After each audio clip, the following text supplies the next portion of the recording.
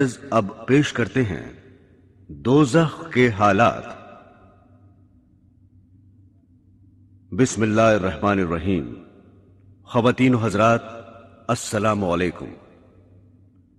حضرت ابو موسیٰ اشعری رضی اللہ تعالی عنہ رسول خدا صلی اللہ علیہ وسلم سے روایت کرتے ہیں کہ آپ نے دوزخ کی گہرائی بیان کرتے ہوئے فرمایا، اگر ایک پتھر جہنم میں ڈالا جائے تو دوزخ کی تہہ میں پہنچنے سے پہلے 70 سال تک گرتا چلا جائے گا۔ اور حضرت ابو ہریرہ رضی اللہ تعالی عنہ کا بیان ہے کہ ہم رسول خدا صلی اللہ علیہ وسلم کی خدمت میں بابرکت بیٹھے ہوئے تھے کہ ہم نے کسی چیز کے گرنے کی آواز سنی۔ رسول خدا صلی اللہ علیہ وسلم نے فرمایا، کیا تم جانتے ہو کہ یہ آواز کیا ہے؟ ہم نے عرض کیا، اللہ اور اس کا رسول ہی خوب جانتے ہیں۔ آپ نے فرمایا، یہ ایک پتھر ہے جس کو خدا نے جہنم کے منہ پر تہ میں گرنے کے لیے چھوڑا تھا، اور وہ 70 سال تک گرتے گرتے اب دوزخ کی تہ میں پہنچا ہے۔ یہ اس کے گرنے کی آواز ہے۔ رسول خدا صلی اللہ علیہ وسلم نے فرمایا ہے کہ دوزخ کو 4 دیواریں گھیرے ہوئے ہیں، جن میں ہر دیوار کا عرض 40 سال چلنے کی مسافت رکھتا ہے، یعنی دوزخ کی دیواریں اتنی موٹی ہیں کہ صرف ایک دیوار کی چوڑائی طے کرنے کے لیے 40 سال خرچ ہوں گے۔ خود رسول خدا صلی اللہ علیہ وسلم نے فرمایا کہ دوزخ کے 7 دروازے ہیں، جن میں سے ایک اس کے لیے ہے جو میری امت پر تلوار اٹھائے۔ رسول خدا صلی اللہ علیہ وسلم نے فرمایا کہ دوزخ کو 1000 برس تک دھونکا گیا تو اس کی آگ سرخ ہو گئی، پھر 1000 برس تک دھونکا گیا تو اس کی آگ سفید ہو گئی، پھر 1000 برس تک دھونکا گیا تو اس کی آگ سیاہ ہو گئی۔ چنانچہ دوزخ اب سیاہ اندھیرے والی ہے۔ ایک روایت میں ہے کہ وہ اندھیری رات کی طرح تاریک ہے، اور دوسری روایت میں ہے کہ اس کی لپٹ میں اس میں روشنی نہیں ہوتی، یعنی ہمیشہ اندھیرا ہی اندھیرا رہتا ہے۔ بخاری و مسلم کی ایک روایت میں ہے کہ رسول خدا صلی اللہ علیہ وسلم نے فرمایا، تمہاری یہ آگ جس کو تم جلاتے ہو دوزخ کی آگ کا 70واں حصہ ہے۔ صحابہ نے عرض کیا، جلانے کو تو یہی بہت ہے۔ آپ نے فرمایا، ہاں، اس کے باوجود دنیا کی آگوں سے دوزخ کی آگ گرمی میں 69 درجے بڑھی ہوئی ہے۔ اور ایک روایت میں ہے کہ دوزخی اگر دنیا کی آگ میں آ جائیں تو ان کو نیند آ جائے، کیونکہ بنسبت دوزخ کی آگ کے دنیا کی آگ بہت ہی زیادہ ٹھنڈی ہے، لہٰذا اس میں ان کو دوزخ کے مقابلے میں آرام معلوم ہوگا۔ رسول خدا صلی اللہ علیہ وسلم نے فرمایا، دوزخیوں میں سب سے ہلکا عذاب اس شخص پر ہوگا جس کی دونوں جوتیاں اور تسمے آگ کے ہوں گے، جن کی وجہ سے ہانڈی کی طرح ان کا دماغ کھولتا ہوگا۔ وہ سمجھے گا کہ مجھے ہی سب سے زیادہ عذاب ہو رہا ہے، حالانکہ اس کو سب سے کم عذاب ہوگا۔ مسلم شریف کی ایک روایت میں ہے کہ رسول خدا صلی اللہ علیہ وسلم نے ارشاد فرمایا، قیامت کے دن ایک ایسے دوزخی کو جو دنیا میں تمام انسانوں سے زیادہ لذت اور عیش میں رہا تھا، پکڑ کر ایک مرتبہ دوزخ میں غوطہ دیا جائے گا۔ پھر اس سے پوچھا جائے گا، اے ابن آدم، کیا تو نے کبھی نعمت دیکھی ہے؟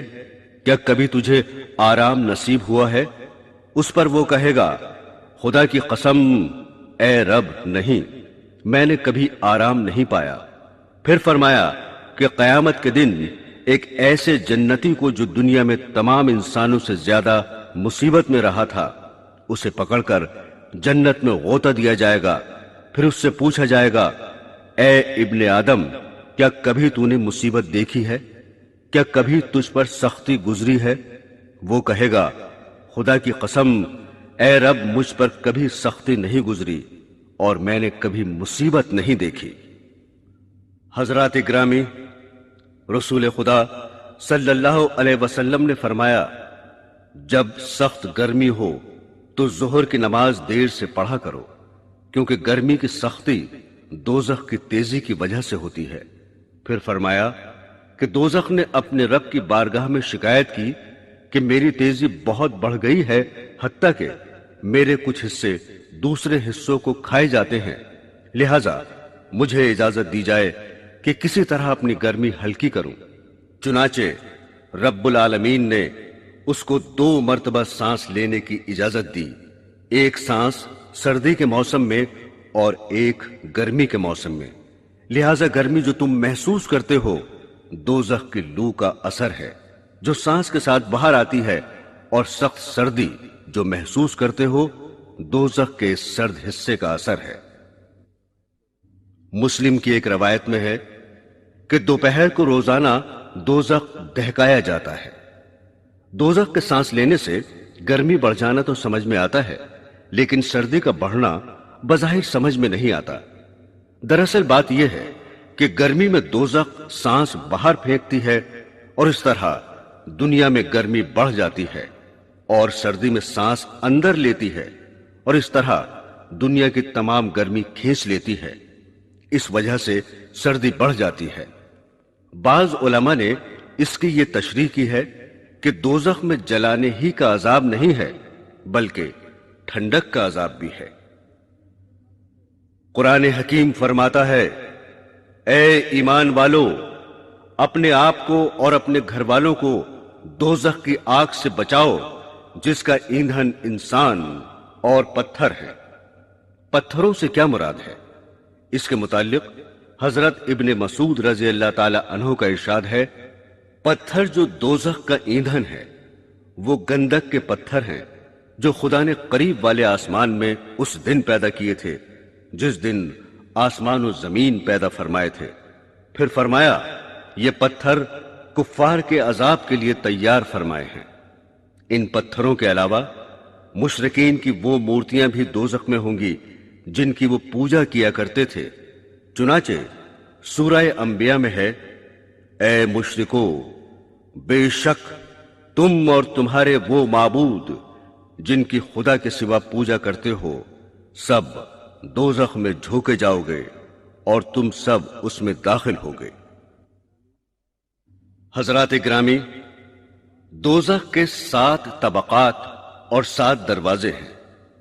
ان طبقوں کے نام اور ان طبقوں والوں کی تفصیل اس طرح بتائی گئی ہے کہ سب سے نیچے کا طبقہ منافقین، فرعون اور اس کے مددگاروں کا ہے جس کا نام حاویہ ہے، اور دوسرا طبقہ جو حاویہ کے اوپر ہے مشرکین کے لیے ہے جس کا نام حجیم ہے۔ پھر حجیم کے اوپر تیسرا طبقہ سقر جو لامذہب فرقہ سابعین کے لیے ہے۔ چوتھا طبقہ جو سقر سے اوپر ہے وہ ابلیس اور اس کے متابعین کے لیے ہے، اور اس کے اوپر 5واں طبقہ یہود کے لیے ہے جس کا نام حتمہ ہے، اور چھٹا طبقہ سعیر ہے جو نصارہ کے لیے ہے، اور سب سے اوپر 7واں طبقہ جہنم ہے جو گنہگار مسلمانوں کے لیے ہے۔ اسی پر پل صراط قائم ہوگی، اور گو سب طبقات پر لفظ جہنم کا اطلاق آیا ہے، لیکن اصل میں اسی ایک طبقے کا نام جہنم ہے۔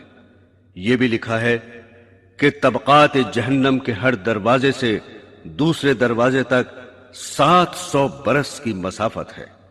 رسول خدا صلی اللہ علیہ وسلم نے فرمایا، قیامت کے دن دوزخ سے ایک گردن نکلے گی جس کی 2 آنکھیں ہوں گی اور 2 کان ہوں گے جن سے سنتی ہوگی، اور ایک زبان ہوگی جس سے بولتی ہوگی۔